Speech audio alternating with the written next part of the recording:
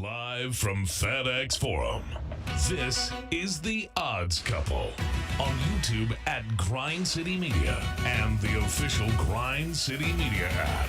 Here's Rob Fisher and Lang Whitaker.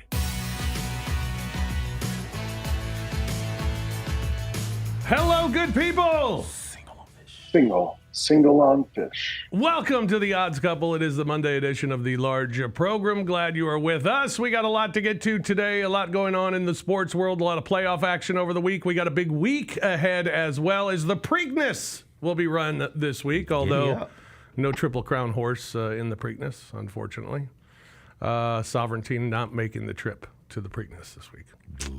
Also, we got the PGA Championship is this week as well. So we'll get an early look at some of the winners, potential winners, and what their lines are for this coming PGA Championship this week. We'll talk a lot about it on Thursday as well. Plus, we got Who Said It coming your way today. Fish nuggets all ahead here on the Odds Couple. I'm Rob Fisher. Lang Whitaker is not alongside. Where are you at, Lang? It's beautiful.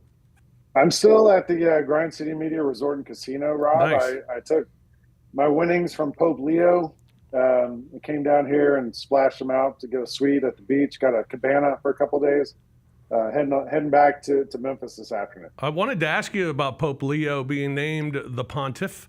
You were all over the odds. This was, I guess, a little bit of a long shot, right? 100 to 1. 100 to 1. Shot, yeah. Wow. Yeah. Nobody had this guy, Robert Prevost from the west side of Chicago. South side, I'm sorry. Nobody had Cardinal Prevost in the lead. He was 100 to 1 odds.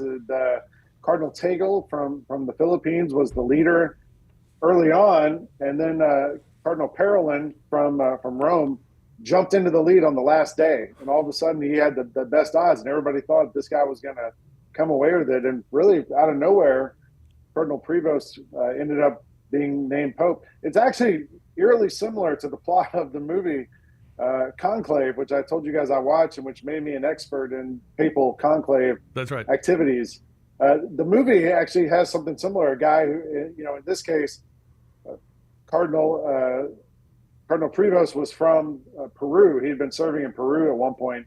In the movie, it's a guy who's been in South America for a while and other countries and kind of comes out of nowhere and becomes the cardinal. It seems like it becomes a pope.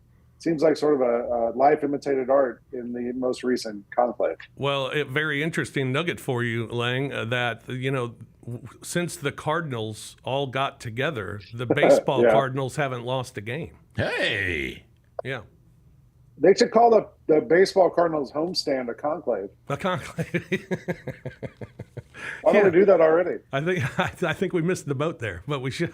We definitely should. CJ Hurt, he's alongside in the house. Hello, CJ. What's going on? Lost all three of my Pope bets. I put money on the Philippine dude and on the dude from Ghana, and then I put money on the name being Urban. I thought we were going to get an Urban this go round and just lost all my money. So lost all the Pope. The spring has not been good to your boy. Between the Pope and the UFL, I'm bleeding money over here. Yeah, UFL. I watched, speaking of what we've done this weekend, I watched a little UFL.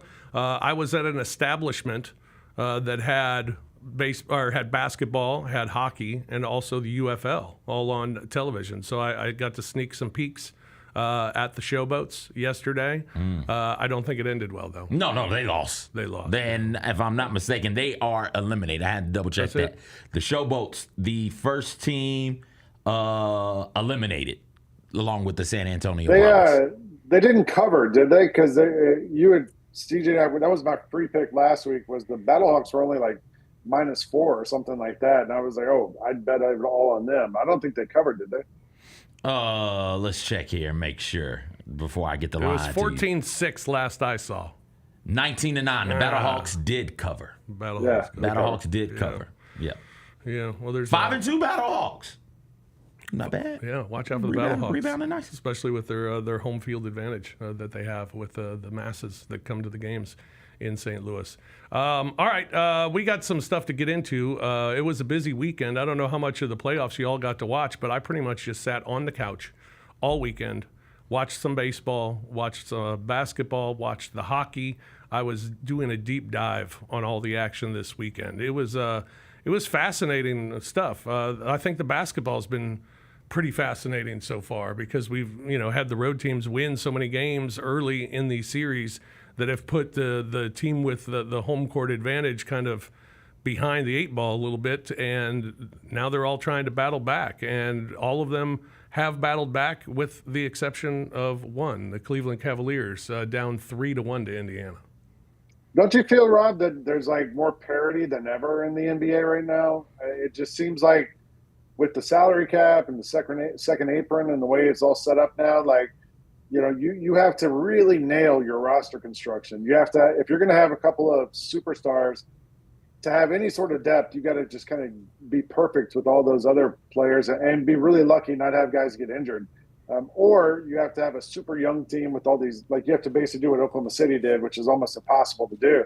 But all these other teams, if you're the Lakers and you have LeBron and Luka, that's about it. And if you don't have all those other guys, it's not enough anymore. The other thing that jumps out about these playoffs, like you, Rob, I just kind of watched playoff basketball all weekend, is that even if you have a 20-point lead, it's not enough anymore. And we saw with the Grizzlies all season, like a team would go up, have a 15-point lead, the other team would make a 12-2 run or something like that. Like it's pretty easy for teams to rip off these big runs, and it feels like no matter how big the lead is, the other team is never really out of it. No, and I think there's one reason for that, and the reason for that is the three ball. Oh, really? I mean, five possessions, you could have 15 points. I got another reason: sheer incompetence by the team up 20, especially if you're up 20 midway through the third quarter or to start the fourth quarter, and you're blowing that game. Like, what are the Cavaliers, right? How does that happen? Yeah. Celtics, how does that happen? Why does that continue? Celtics did it twice. Yeah. That's not just the three ball. I get what you're saying. But in the games where the Cavs blew their 20-point lead and the Celtics blew those two 20-point leads, it's not like all of a sudden Indiana or New York got hot from three. It was those teams, the Cavs and the Celtics, coming down, taking bad shots early in the shot clock, falling asleep on defense, and then all of a sudden you look up and you've allowed a team to get back into it. They cut the lead to 13, and instead of you saying, okay, boom, let's flip the switch and stop this, no, once the ball got rolling, those two teams in those three games were unable to stop it. So I hear what you're saying about the three-point being there and always being a threat and being a great equalizer, especially if you're down big.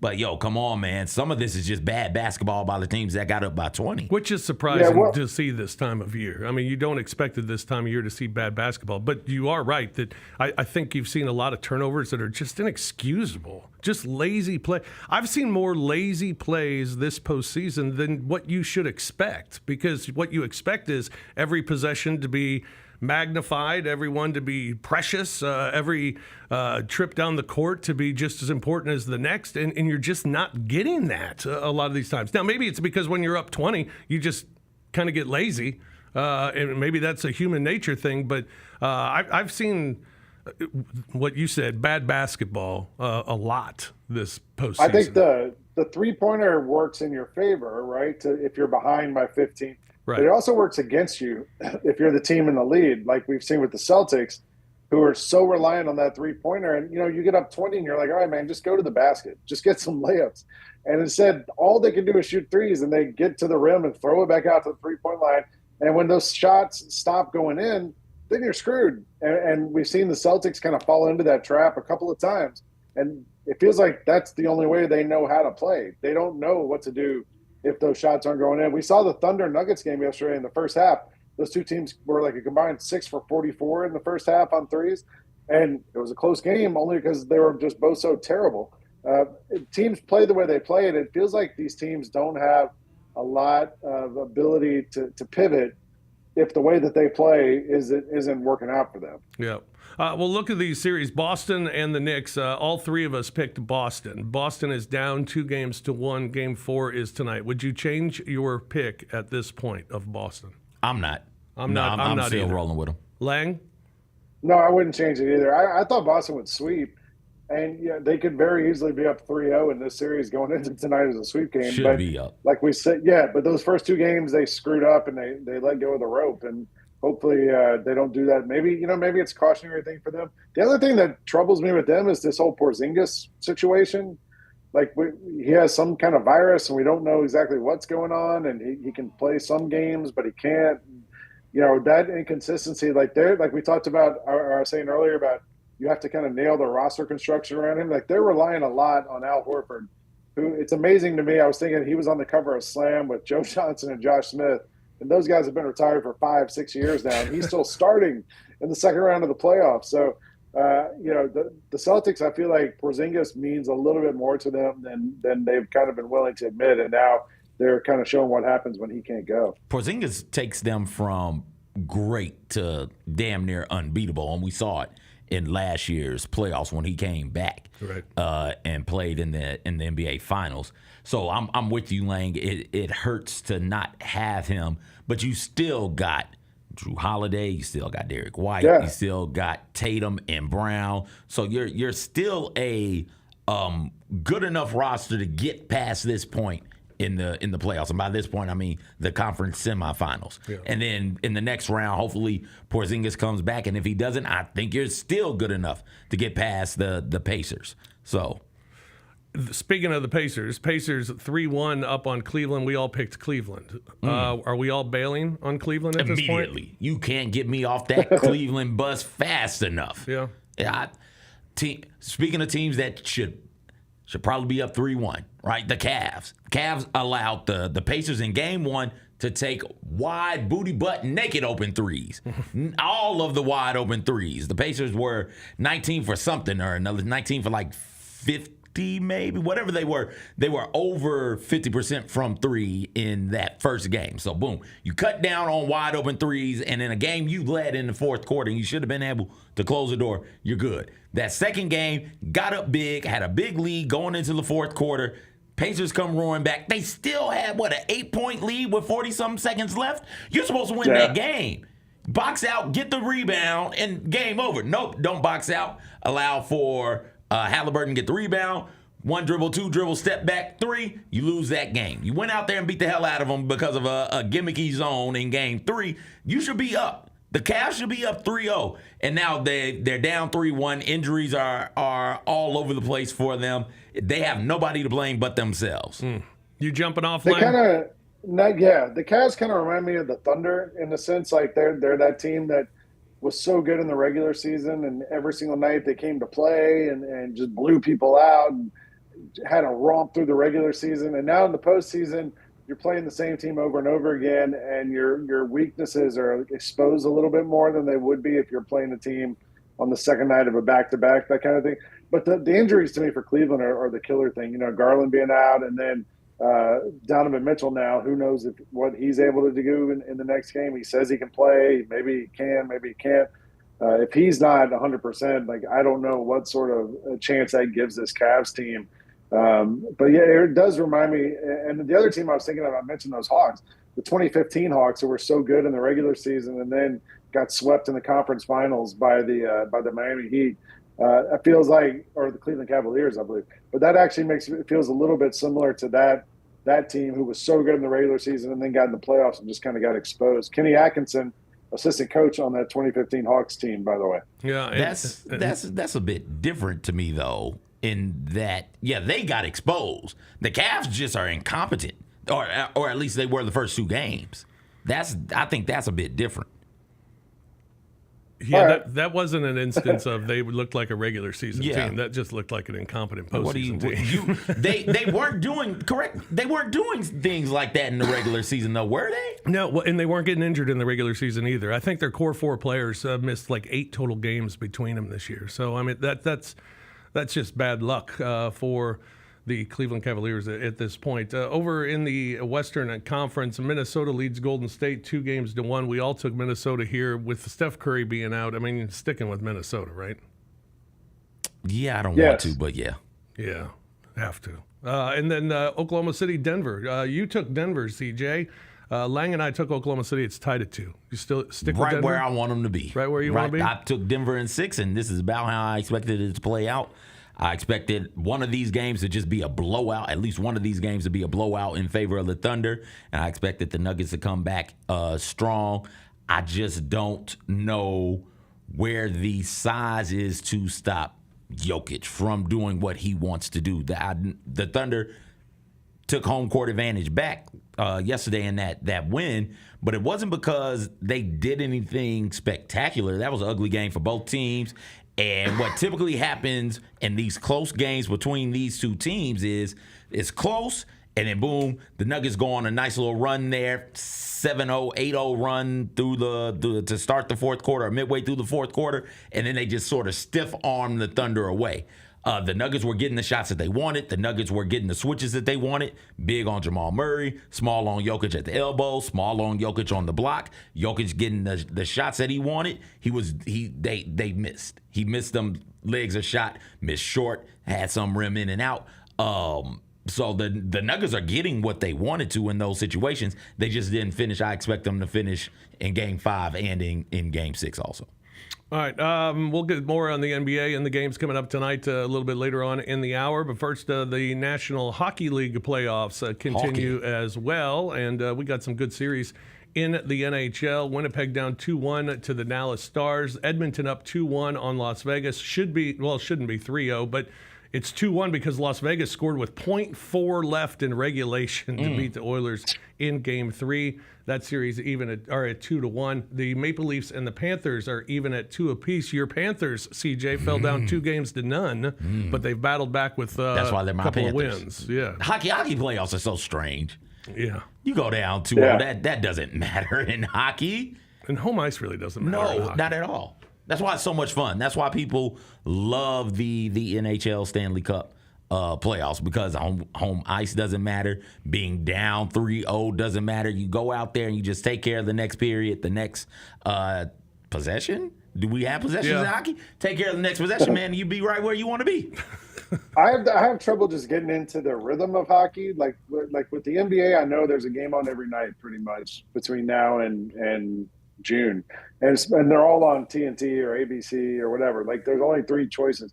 With hockey, like I have trouble just knowing like what. Sometimes feels like the game starts at 6. Sometimes they're on at 9. I don't know which team plays on which night. I don't know which is the conference or Conn Smythe, or I don't know. I don't know enough about hockey to like feel comfortable just kind of casually following the hockey playoffs. All right. Well, there are 2 games tonight, Lang. What channel are they on?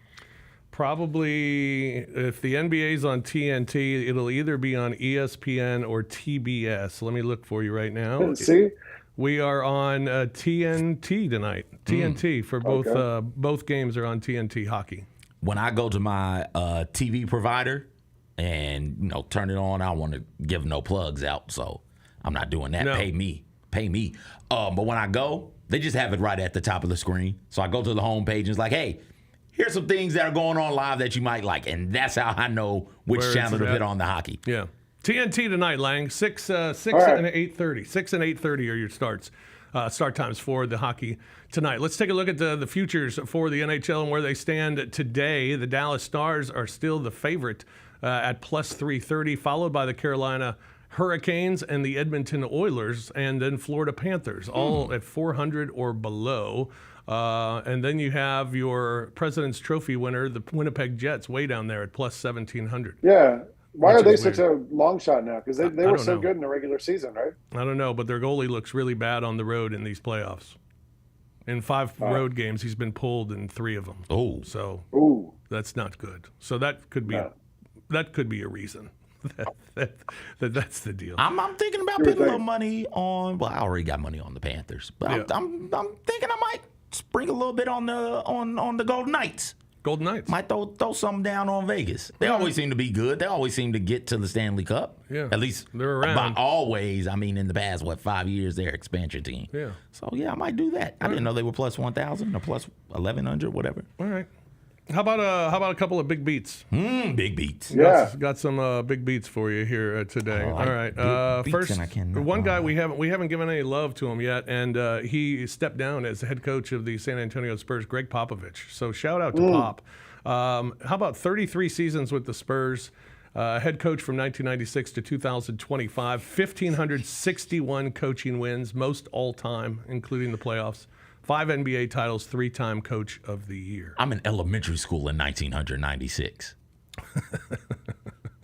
Here's a good pop story. I have a friend who was a reporter, and he was friendly with Tony Parker. My friend was from France, and so he had come over to America to see the Spurs, and he went to a movie with Tony Parker, and they went to go see a spy movie, and they were sitting there in the movie, and Tony Parker goes, in the middle of the movie, he goes, "Hey, you know, Pop used to be a spy?" And my friend's like, "What?" And right then, like a bomb went off in the movie, and he forgot to follow up, and he never asked him about it again. But, you know, Pop was in the Air Force, and like that's one of the things he doesn't really talk about is like what his exact job was and what he did. But there's always been rumors that he was some sort of spy or did some sort of like Cold War sleuthing type thing in the couple years between where he played at the Air Force. Then he became a coach a couple years later, but he was active in between that time. And there's always been some rumors that was what he did. And he won't talk about it. I say we go with it. I like it. I like that story. Yeah, let's stick with that. I have a list of the 7 longest tenured coaches in the NBA. All right. Current coaches in the NBA. Longest tenure at their current job. Longest tenured coaches in the NBA. I'll give you 1 and 2. 1 and 2 are easy. Thomas Isola. He's not. He's close. No. Eric Spoelstra's 1. Steve Kerr's number 2. Spo and Kerr. Yeah. And then who? Tibbs is 3, actually. Hired July 30th, 2020 with the Knicks. Thibodeau, 3rd. What's the Jazz's coach's name? Will Hardy? Yes. No. Okay. He just got a 6-year deal, though, so he'll climb the charts if he fills that They up. gave that dude 6 years? 6 years. How about that? All right. Okay. Rick Carlisle. Nope. Not on the top 7. Wow. That means JB Bickerstaff definitely isn't. Jason Kidd. Nope, not in the top 7. Jason Kidd, not in the top 7. Mm-mm. Hell, who else in this league has been around for 4 years? Number 4 is Billy Donovan. Man, they so bad, I forgot they were in the NBA. How is he number 4 on the list? Been there, what, He's 4 been years? there a while. I know he's been there a while. How? Is my question. Nobody cares. They've been in the play-in, 3 years in a row? Yeah. Like, no one seems to care. Yeah. Good job, Billy. He's 4. 5 is Tyronn Lue. I was going to say Lou. Of the Los Angeles Clippers. 6, Mark Daigneault of the Oklahoma City Thunder. 6. Wait, he's been there? He's 6. He was hired November 18th, 2020. No, I thought he just got hired. No, how about that? All right. And then number 7 is Chris Finch of the Minnesota Timberwolves. Oh, yeah. Yeah, those are your top 7. That's unbelievable. Billy Donovan's on that list. Mark Daigneault being on that list is incredible. Taylor Jenkins would have been 3rd. Yeah. On the list behind Spoelstra and Kerr. Pretty unbelievable. All right. Number 2 on the big beats this weekend. How about the Salt Lake City Hockey Club has a new team name. They're no longer going to be the Utah Hockey Club. They are now the Mammoth. Here we go. The Salt Lake City Mammoth. What do you think? I like it. You like the logo? I like it. I love the logo with the mountains on the mammoth. Yeah. Yeah, that's some good stuff right there. It's not bad at all. We got enough tigers and lions and bears. We got enough of that. Give me something unique. I love it. Yeah. I love it. What do you think, Lang? You like the mammoth? It's all right. The only thing I don't like is like it's not really like a terrifying animal, you know? Like it's a mammoth. Like we could run away from it on foot. It's just big, and it's like why not be called the sloth? Or something else slow. I always thought like if you were gonna bring back a dinosaur, Jurassic Park style, like the mammoth would be the one to do it because you could outrun it. Like we don't have to worry about it going crazy and going in the streets and rampaging through intersections and stuff like that. It's like if mammoth gets loose, you just go herd it back into the field it lives in or whatever. All right, number 3, did you see what the San Diego Padres did to the Colorado Rockies this weekend?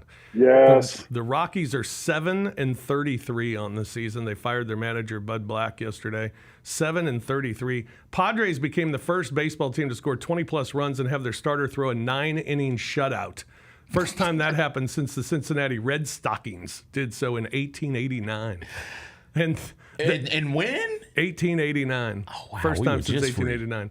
And then the Rockies allowed 55 runs over a 3-day period The most by any baseball team has allowed over a 3-day span since the St. Louis Browns allowed 56 in June of 1950, all at Fenway Park in Boston. How did this guy come back? Well, he's been around for like 5 years, hasn't he? Who? The Rockies coach. Bud Black? Yes. He's been around. He may have even been longer than that. He's been around forever, and they've been bad. They've been horrendous. Bad. But as Dave Roberts of the Dodgers said yesterday, Casey Stengel couldn't bring this team back to life. So that roster is awful. By the way, you mentioned the Cincinnati Red Sox. I was listening to the Braves game on the radio the other day, and I heard a little fact that I did not. You know why it's called the Red Stockings? No. Because they, for a while, like in the 100 years ago, they wore short pants to try to get women more interested in baseball, to try to get women to come to the games. And then they started wearing red socks as a way, like tight red socks. The problem is that the red dye they used, when players would slide into the base, they would spike the players, and the red dye was causing blood poisoning among the players. So they started wearing stirrups, and the white socks underneath were called sanitary socks. Yeah, which they're still called sanitaries, but they were literally sanitary. That's why they wore them, to prevent blood poisoning. And then all the teams started like wearing red stockings, red socks, whatever, stirrups, and that's where that whole thing came from. There's your little fact of the day. You're welcome. Wow, that is fascinating stuff. All right. Yeah. Boy, what have you been doing down there on the beach at the Shout resort? out. No, Braves play-by-play guy Ben Ingram had that the other night in the game, and I had never heard that before. I thought, oh, it's kind of interesting. Ben Ingram's the best, so shout out Ben Ingram. There you go. All right, let's take a break here on The Odds Couple. When we come back, we play Who Said It? That's next here on The Odds Couple on Grind City Media.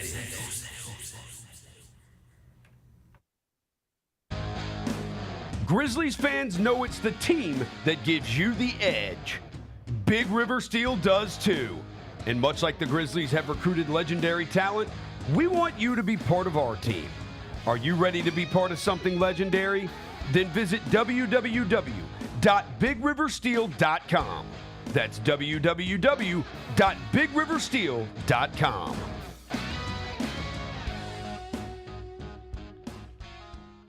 Kroger shoppers and Grizz fans, want exclusive last-minute discounted ticket deals texted straight to you during the Grizzlies 2024-2025 season? Sign up with the new Kroger Buzzer Beater deal. Fans can sign up by texting Grizz to 636-479 or visit your local Kroger store in the Delta Division and scan the QR code. By signing up, you agree to receive recurring automated promotional and personalized marketing text messages from the Memphis Grizzlies. Consent is not a condition of any purchase. Message frequency varies. Message and data rates may apply.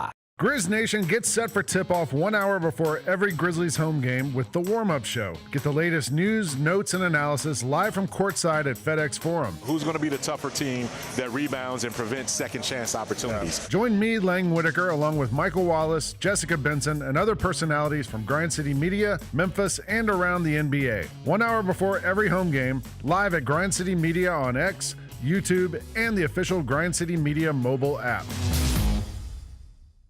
We're going to do our pick six favorite Outkast songs in honor of Outkast being inducted into the Rock and Roll Hall of Fame. Elevators is the most creative. Me and you. Yes. Your mama and your cousin too. Every time I hear somebody say me and you, I just go to the next one, right? Get all of your HBCU sports and culture news by tuning in to HBCU Huddle with CJ Hurt and Mike Wallace. New episodes drop every Thursday on grindcitymedia.com, YouTube, and Spotify.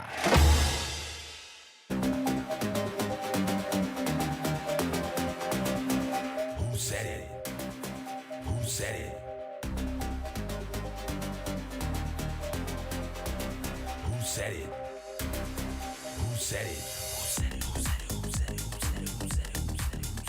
What's up, y'all? Welcome back to The Odds Couple here on Grind City Media. Lang Whitaker coming to you live from the Grind City Resort and Casino, the beautiful shores. Joined by Rob Fisher and CJ Hurt back in the studio in Memphis. And it's time for the game show that has swept the country from coast to coast, from Memphis to Bristol, Connecticut. It's time for Who Said It? And guys, we always start with a couple of bonus clips, as you guys know. I thought I'd start with one from the Papal Conclave, because we've covered that. So we've been all over it the last couple of weeks and talked about it in depth. Here's a clip from CBS News as they talked about the conclave. You can go ahead and roll it, Kyra. We can talk a little bit at the beginning. We talk about listen to how they describe what actually goes on inside. The one thing we know they're not doing is checking Instagram because their devices have all been confiscated. I believe the kids call it raw dogging it if you're going to go through a long period of time with no electronic device. Turn up. Do you guys raw dog flights? Do I what? Raw dog flights. Flights? No. Yes. No. Okay. I don't know why I know what you're trying to talking do about. that. Yeah. People talk about raw dogging a flight where you don't bring any device or reading material or anything, and you just sit there In your thoughts. for 2 hours, 3 hours, and do nothing. I can't imagine doing No that. chance. No No. chance. I'm on Wi-Fi and, because I only fly charter. Yeah. So I'm on Wi-Fi and on all my devices at all times. Are you on before the plane takes off? Yes. Yeah, I would. Yeah. I usually And they don't come and tell me to put it away either. They don't ask. because you're on charter. Because I'm on charter. You're on charter. Yeah. Yeah. All right, that's the first bonus tip. Second, we talked a lot about the Memphis Showboats. The Showboats, they play their games in Memphis, but they practice in Texas. The whole league practices in Texas for financial reasons, I assume. But I almost call them the Hustle. The Showboats were in Memphis last week to do some appearances around town, drum up some local support. And one of the Steamboats players went to the Memphis Zoo. Yeah. And here's a clip of him at the zoo where they apparently now, CJ, you might know about this. I don't. They have a zip line ride at the Memphis Zoo. Yeah. I haven't seen it. Well, one of the Showboats players went on the Memphis zip line. Let's watch how that went. Y'all ever see, there's a real zip line here? Yeah. I ain't scared of nothing. I'm not, but like the zip line is kind of crazy, brother. How fast does it go? I got a game tomorrow. Oh, skipper. Oh, that's it? It's just one. He's pretty proud. Hear how the brakes just went? Yeah. You got it, man. You right here, y'all want to have to wait in line, so y'all can come sign it. So to get on that? To get on. To get on the zip line. Heard the brakes? I heard the brakes, yeah. All right, man, we got me and Skip. Skip, say what's up to the people, man. Skip. Y'all here on the zip line. We're at the Memphis Zoo. I don't really like heights, so we see how this go. I ain't get buckled yet. You scared me. I'm nervous. I'm not gonna lie to you, bro. How fast is it going? How fast is it go? I can run 30 miles an hour. See, I ain't been on a roller coaster some years. Woo! All right. Okay. All right.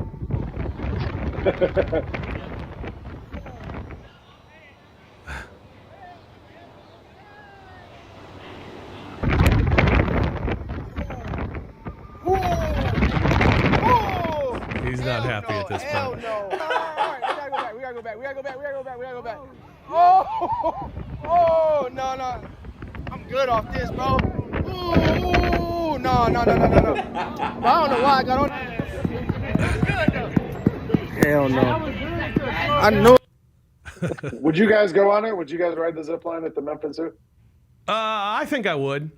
It depends on what we're going over. It doesn't look terrifying. No, it's not the fear of heights that concerns me. I'd be afraid Final Destination style of snap, fall, and then I'm just in the lion's den. Or I'm kicking it with the hippos or something like that. And I don't want that. So if it just goes over like the reptile exhibit and I can just fall through the building, I'm good with that. I'm good. I'll take my chances with gravity in the building versus gravity in a damn hippo. No, because I'm not making it after the hippo. No. What if it was over the woolly mammoths? You'd be fine. You'd be able to just walk away. They wouldn't be able to chase you down. They're slow. You can run from them. At the River Beat Festival, I rode on they had a Ferris wheel, and I wasn't afraid of the heights. I was just afraid of the Ferris wheel. Once I got up to the top, it was making noises. It was swinging around. Yeah, I don't do Ferris wheels anymore. I wasn't into that thing because they're too creaky for me. And when they're creaky, I don't know what's. I think it could get stuck. And then they got to send a ladder up to get me, and I don't want to walk down the ladder. The only part I didn't like about the Showboats video there was I still don't know which player that was from the Showboats. It didn't say on the post.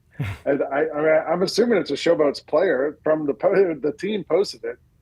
Seems like a player. I don't know. Yeah, they got it. The UFL's got to do because there are a couple of videos like that floating around. They've got to do a better job of making sure we know the names of the players. That's why that's part of the reason why we end up caring about various leagues is we care about this player in particular. Right. And that causes us to care about this team, and now we care about the league. I was with you, Lang. I'm with you, Lang. When I looked up there, I was like, oh, which player is that? And they didn't have the name. I was like, oh, okay, get out of here.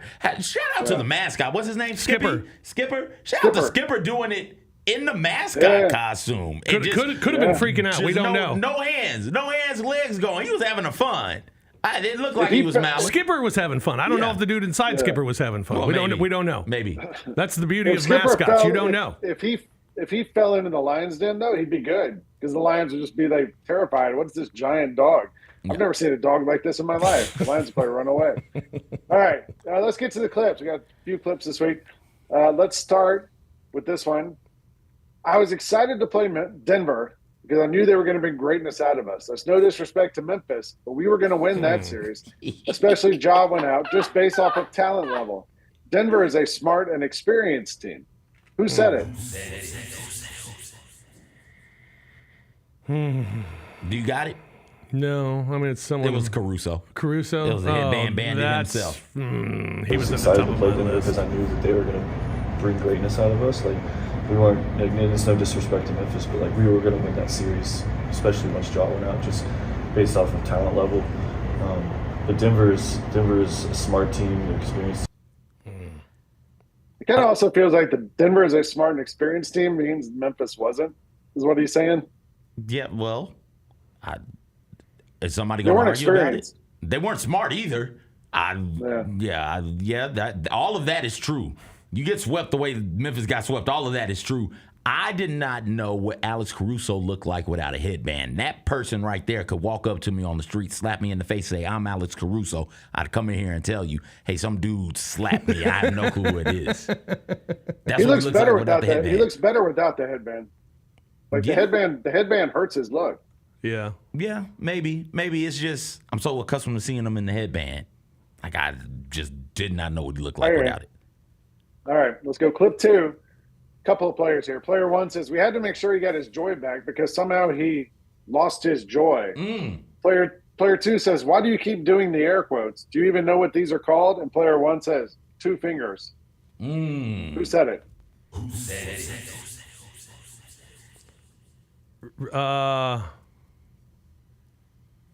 I'm going to go with Ant and Rudy Gobert. Right series, wrong team. Who was talking about? Make sure he got his joy back because somehow he lost his joy. We're not going to say where he lost his joy, but somehow he lost his joy. Why do you keep doing this? Do you even know what these are called? What are they called? 2 fingers. Are we done? No. Oh, no. It's all. Hey, Jimmy Butler's hilarious until he doesn't want to be on your team anymore. Yeah. And then, and then it's a little bit of a different story. Yeah. All right. Clip 3. That's really a flawed question. There's great data we have and we use. I can make data say whatever I want it to say. We heavily use it, but we're careful. Who said it? No, I gotta guess. And I hate this basketball coach, and I hate that he gets to be a champion. Who? That sounds like Missoula. Oh, that sounds like I thought it sounded like Rick Carlisle. But boy, now talking about the threes and everything, it's I'm going to go with Missoula with you. Okay, well, here's the thing. The question was, we've seen data that says the Houston Rockets are better without Jalen Green on the floor. And the question went to Houston Rockets GM Raphael Stone. You can play it. And I can, you would know, one of my favorite things I tell them when we have new coaches join, one of my favorite things to tell them is I can make data say whatever I want it to say. And so, I think, we heavily use it, but we're very careful. Boy, Ime looked just enthralled, didn't he? I know. Holy cow. He did not want to be there at all. Dude, I love the line. I can make data say whatever I want to say. We heavily use it, but we're careful. Yeah. Like, what does this mean? What's the data say about Jalen Green's series? Yeah. Well, what's the data say about should we get rid of him or not? Because I think that's what they're trying to figure out at this point. And there was a report today. they're committed to Jalen Green and they're not interested in Devin Booker. But who knows? I wouldn't be interested in Devin Booker for Jalen Green either. Now, a package that includes Jalen Green for, I don't know, Giannis or Kevin Durant. Now I'm interested. Now I'm interested. CJ, were you in a fraternity in college? No. I was in Me Fi Me. All right. Well, I thought you had a tattoo. I do got tattoos. It's not frat organized. He got frat tattoos, even though he wasn't in one. Listen, I thought about it. You just don't, man. Throw them 3 letters, them 2 colors, and get tatted, and do one of them damn strolls at HBCU. Oh, the women just throw themselves at you. Oh my gosh, it's good stuff at HBCU. This week's quote's related to that. It's a quote when somebody said, "I don't want to be in a fraternity. A bunch of damn losers getting together all the time. Only losers join fraternities." Who said it? Oh, Rock, I'm gonna be honest with you. I don't know who said it, but it can't be anybody black. And if it's somebody black, they have no concept of the Divine Nine. None. Because only the cool people are in the frats in the Divine Nine. So. It sounds like something Richard Jefferson would say. I'm going to go Max Strus. Max Strus. That was the first non-black player I could think of, and I'm not even sure if Max Strus is white. Jefferson's kind of. Well, listen, hey. I'm not Kyra, let's roll the. Kyra, let's roll. I'm not going to say. I don't want to be in no fraternity. I'm not going. I'm not. Damn loser dudes getting together all the time. Oh my gosh, no, they do much more. They do great work in the community. They don't do do great work anything. everywhere. Just knock it off. They do. No, they don't. I do. I'm not a member, but I. If it was that good, you joined. No, I didn't have time, brother. No, you were busy in college. Yeah, only losers join fraternities. No, you're wrong. Who else is in a fraternity? Of course. Shaq also says that Michael Jordan's in a fraternity, and Charles says, no, he's not. There's no way. He's not a loser. He is in a frat. He's in the same frat that Shaq is in. He probably is. I don't know. Damn it, I knew it was either somebody white or somebody black who has no concept of the Divine Nine, and Charles Barkley fit that. He fit that. Come out of here, Charles Barkley. I like another that. bad Stumped take. you guys. All right, clip 5. We got 2 more left. Clip 5. I don't think anybody on our team or maybe even the league can get into the paint like I can, especially when I'm moving and my body's feeling the way it should be. So that's my goal, to get into the paint, finish, make them help, make them collapse, and then find my guys for open reads. Who said it? Who said nobody in the team or the league can get into the paint like I can? I believe that was Anthony Edwards, who I guessed earlier. I'll roll with it. But I'm going to go with Ant. I'll roll with it.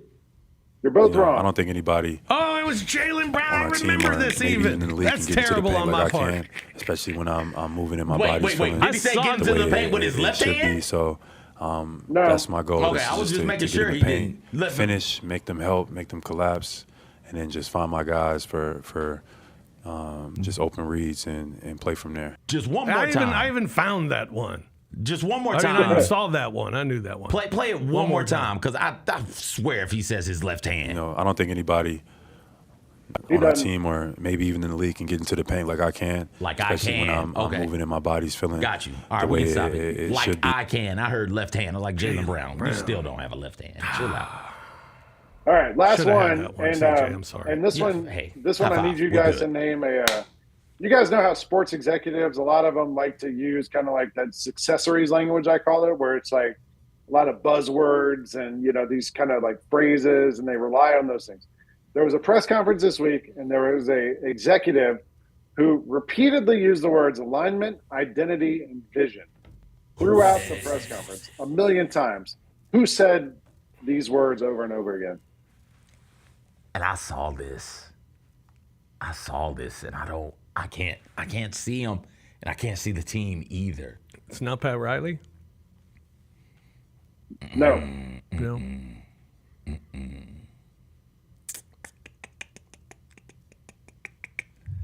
What's my man's name? Pelinka? Rob Pelinka? Pelinka? Alignment shape our identity, allows us to start the alignment, allows us to start building that identity. It's about building that alignment. It's about creating that identity, and it's about executing that vision. To execute that vision, do it with the alignment and the identity, building that identity and creating that alignment. That identity is very, very important. Create that identity, alignment, execute that vision. That vision we're talking about exactly aligned with that. Finding that head coach that is aligned. Our identity is, when I talk about alignment, there is complete alignment creating an identity. When we talk about identity, we are completely aligned. Build the identity, the alignment that is so important, because that's the alignment. There's no way you can build the alignment. But Matt and I are aligned. But that relationship is founded on that alignment of executing the vision that we've put forth. We share the same vision of what our team needs to look like. There's no way you can create that identity. Is the team aligned? Does the team know exactly what its identity is? The alignment piece, you can mark it down. That's a aligned decision. Maybe there isn't that alignment. To the fans and to you guys, I'm going to be held accountable to executing this vision. One other area that Matt and I are extremely aligned in, with the alignment of Matt, that will be an aligned decision. That's unbelievable. Holy That's Brian Gregory, the new GM of the Phoenix Suns, who That's right. was a coach at Georgia Tech and wasn't very good, and then was the coach, I believe, at Florida International and wasn't very good, and then ends up as somehow the general manager of the Phoenix Suns, and apparently has been doing a lot of buzzword research. Alignment, identity, vision. What would your buzzwords be? Both, Rob nap, and Lane. Coffee, nap, and PlayStation 5 would be mine. I don't know. Just work hard, probably. Got to work hard. Got to, you just got to outwork. Work. The word work would be yours. You got to outwork them. You got to work hard. All that good hockey stuff. Yeah. All right. That's all we got. That's it. That's all all right. this week. So, yeah. Fantastic. Let's take a break here on the Odds Couple. When we come back, we will have some fish nuggets, and we'll look at some of the action coming up this week as well. That's all ahead here on the Odds Couple on Grind City Media. Are you ready? Creed. By overwhelming demand, the Summer of '99 tour returns. July 27th, FedEx Forum. With special guests 3 Doors Down. And Mammoth WVH. Tickets on sale now at livenation.com. Creed returns, the Summer of '99 tour. Shinedown, Dance Kid Dance Tour. Live in Memphis. FedEx Forum, Saturday, August 30th. With special guests, Bush and Morgan Wade. Get tickets now at livenation.com. Shinedown, live in concert. For more, visit shinedown.com. This week, we're going to run down the hits and the misses from WrestleMania 41. The main event, NXT title on the line, Obafemi versus Trick Williams versus Javon Evans. One of the greatest triple threat matches I've ever seen in my life. I'm shocked. And it made history because it's the first time there's 3 black men highlighting a NXT pay-per-view. Okay. That was dope, too. Tune in to Grind City Wrestling weekly on the Grind City Media app and on the Grind City Media YouTube channel. We're going to do our pick 6, 6 favorite Outkast songs in honor of Outkast being inducted into the Rock and Roll Hall of Fame. Elevators is the most creative. Me and you. Yes. Your mama and your cousin too. Every time I hear somebody say me and you, I just go to the next one, right? Get all of your HBCU sports and culture news by tuning in to HBCU Huddle with CJ Hurt and Mike Wallace. New episodes drop every Thursday on grindcitymedia.com, YouTube, and Spotify. Welcome back to the Odds Couple on YouTube at Grind City Media and the official Grind City Media app. Here's Rob Fisher and Lang Whitaker. We got some games coming up tonight that we'll get to in a moment. Also, we got some action coming up this week in horse racing and in golf that we'll chat about here in a moment as well. And then some free picks before we get out of here today. But first, how about some fish nuggets? Everybody ready for some fish nuggets? All right. Nuggets. We're going to start with hockey, a hockey nugget. Connor McDavid of the Edmonton Oilers has had multiple points in 50.6% of his playoff games. What? That rate is bested by only Wayne Gretzky's 51.9% mark. Among those two have played at least 20 playoff games. Wow. It's amazing. He's the best player in the league, and he's so much fun to watch. He just skates different than everybody else. He's incredible. His teammate, Calvin Pickard, the goalkeeper for the Edmonton Oilers, is the first goalie in NHL history to start 6 consecutive team games, have his team fall behind in all 6, and yet still earn the win in all 6. First to do that in regular season or playoffs. Meanwhile, the Carolina Hurricanes, when they have a multi-goal lead this season, they are 29-0. That's regular and postseason. 29-0 when they have a multi-goal lead. So live betting the Hurricanes, if they get up by 2, I like it. Mark it. It's done. The New York Knicks have played in 6 straight games decided by 3 or fewer points, tied with the 1980-81 Celtics for the longest streak in NBA playoff history. 5 of those games were Knicks wins on the road, the most such road wins in a single postseason in NBA history. Meanwhile, NBA players to average 40 points per game over the first 3 games of a playoff series in the last 40 years. Michael Jordan did it 5 times. LeBron James did it twice.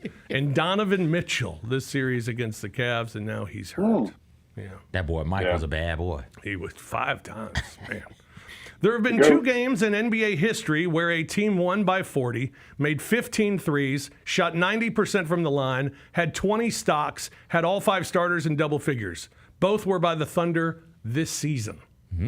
Wow. One against the Grizz and one against the Nuggets. Meanwhile, in baseball, Shane Smith of the White Sox is the only baseball pitcher to have a sub-250 ERA over his first 8 career starts, but have his team lose 7 of the 8 games. It's a cold world. Sucks. Yeah.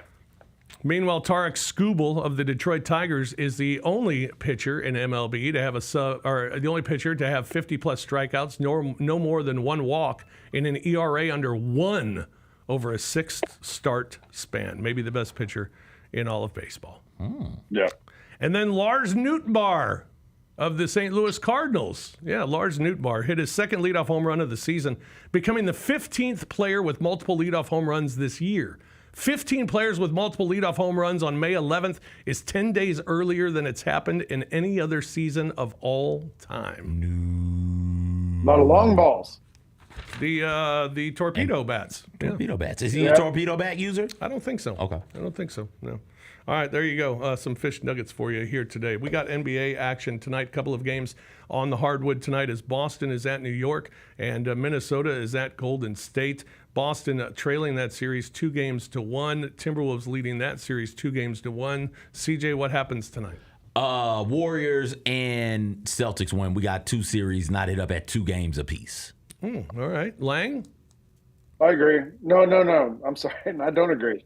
Celtics win and the Timberwolves win. Gotcha. Yeah, I'm with you on that. I go Celtics tie it up at 2 and the Timberwolves go up 3-1 on Golden State. Also tonight is the NBA lottery. Ooh. Yeah, the lottery's tonight. I shouldn't say unfortunately Grizzlies aren't in it because that would mean the Grizzlies would have a really bad season. So glad the Grizzlies aren't in it. But the lottery odds tonight, 3 teams at the top that will have a 14% chance to get Cooper Flagg with the number 1 pick in the NBA draft. Lottery will take place here tonight. Who gets Cooper Flagg, everybody?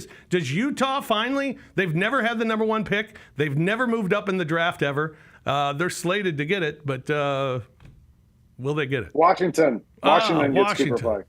Yeah. I think things are looking up for this great city of Chicago. I think the Bulls get it. They got like 1.3% chance. With Billy Donovan their head coach? With Billy Donovan as the head coach. With Pope Leo as our Pope. Pope Leo blesses the city of Chicago one final time before he says farewell for forever, I guess. I don't know how this Pope thing works. Is that what they say in Chicago? He's already in Rome. Yeah, so so that's what they say in Italy. Yeah, all right. So I'm going to go with I'm going with the Utah Jazz. I think the Utah Jazz will get it, and he'll go to Utah, and good for him. That's going to be a lot of exciting whites out there. A lot of exciting white people. NHL tonight, couple of games as well. The Washington Capitals are in Carolina to take on the Hurricanes tonight, and the Las Vegas Golden Knights, they are in Edmonton to take on the Oilers. Oilers leading that series 2-1. Hurricanes leading that series 2-1 as well. Hurricanes a huge favorite tonight over the Capitals. Edmonton a minus 130 favorite over the Golden Knights. Both home teams trying to take a 3-1 series lead. Also tonight, another big thing tonight, not just the NBA draft lottery. Tonight is the post position party for the Preakness Stakes. Yeah, there you can stream it live at Preakness.com or on YouTube. That's at 7 o'clock tonight. The Preakness 150 post-position draw will be tonight. We'll have the Preakness broken down for you coming up on the show on Thursday. And then the PGA Championship starts this week as well. That gets underway Thursday at Quail Hollow Club in North Carolina. Scotty Scheffler certainly at the top of the list at plus 400. Rory at plus 450. And then down to Bryson DeChambeau at plus 950. John Rahm at plus 1,800. And Xander Schauffele at plus 2,000. Those are your favorites heading in. Those numbers are to win only in the tournament starting on. I'm kind of liking Justin Thomas. What was he, plus 2,200? Yeah. Yeah, I think that might be a good bet for this week. Give him my boy Tyrell.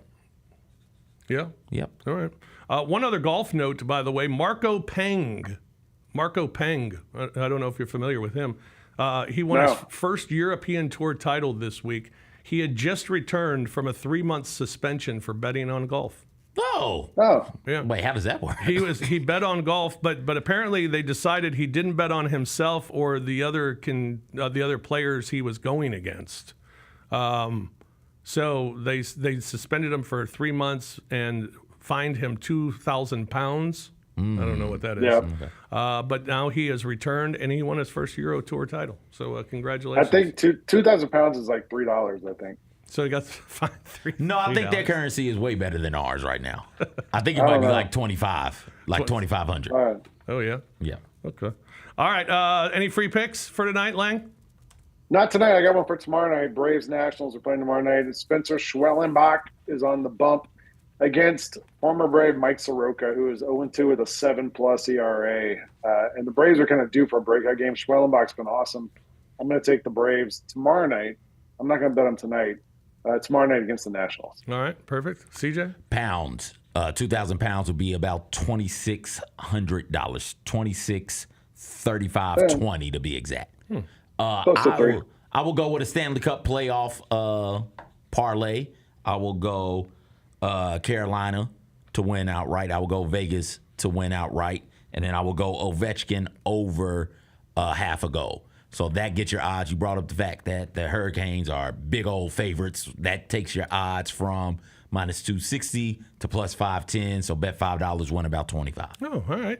A couple of baseball picks as well. You got to use the run line, though, because they're big numbers. The Cubs minus 1.5 against Miami. That'll get you down to a minus 120. Colin Ray on the hill, 2.43 ERA. Like the Cubs to score the runs against the Marlins tonight. Also, the Yankees minus 1.5 at Seattle. You'll get plus money on that. Plus 112. Clark Schmidt on the hill for the Yankees tonight, minus the 1.5. All right, there you go. All right. That's going to do it for us. Lang, enjoy the rest of your vacation. You're heading back today, right? No.